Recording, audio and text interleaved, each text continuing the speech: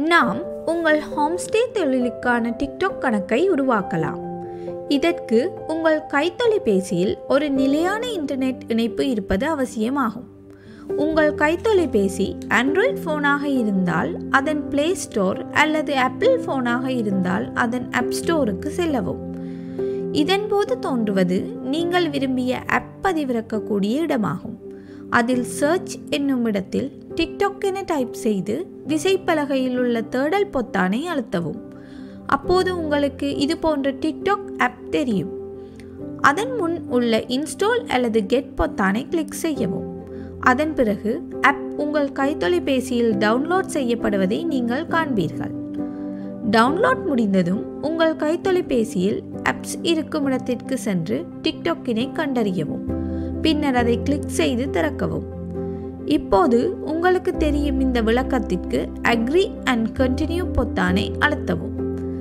நீங்கள் எந்த வகையான வீடியோக்களை விரும்புகிறீர்கள் என்பதை தேர்ந்தெடுக்கலாம் அல்லது நீங்கள் அதை ஸ்கிப் செய்யலாம். திரையை மேலும் ஸ்விப் செய்யவும். இப்போது திரையில் ஒளிரப்படும் வீடியோக்களை நிறுத்தி அதில் அழுத்தி கீழே வலது மூலையில் உள்ள ப்ரொஃபைல் ஐக்கனை அழுத்தவும்.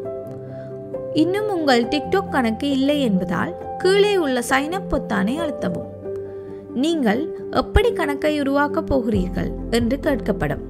நீங்கள் ஏற்கனவே ஒரு ஃபேஸ்புக் கணக்கை பெற்றிருந்தால் ப்ரொசீட் வித் ஃபேஸ்புக் என்பதை அழுத்தவும். இல்லையெனில் கண்டினியூ வித் கூகுள் என்பதை அழுத்தவும். அடுத்து யூஸ் ஃபோன் ஆர் இமெயில் என்னும் முதல் விருப்பத்தை தேர்ந்தெடுத்து உங்கள் மொபைல் எண்ணை அல்லது மின்னஞ்சல் முகவரியை உள்ளிடவும்.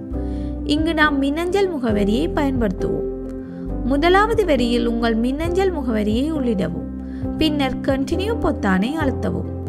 உங்கள் கணக்கிற்கான கடவுச்சொல்லை உள்ளிடவும். இது குறைந்தது 8 எழுத்துக்களும் அதிகபட்சம் 20 எழுத்துக்களும் கொண்டிருக்க வேண்டும். இந்த எழுத்துக்களில் ஒரு ஆங்கில எழுத்து, ஒரு எண் மற்றும் 3வது பிரிவு குறிப்பிடப்பட்ட சிறப்பு எழுத்து ஆகியவை அடங்கியிருக்க வேண்டும். உங்கள் கடவுச்சொல்லை உள்ளிடவும்.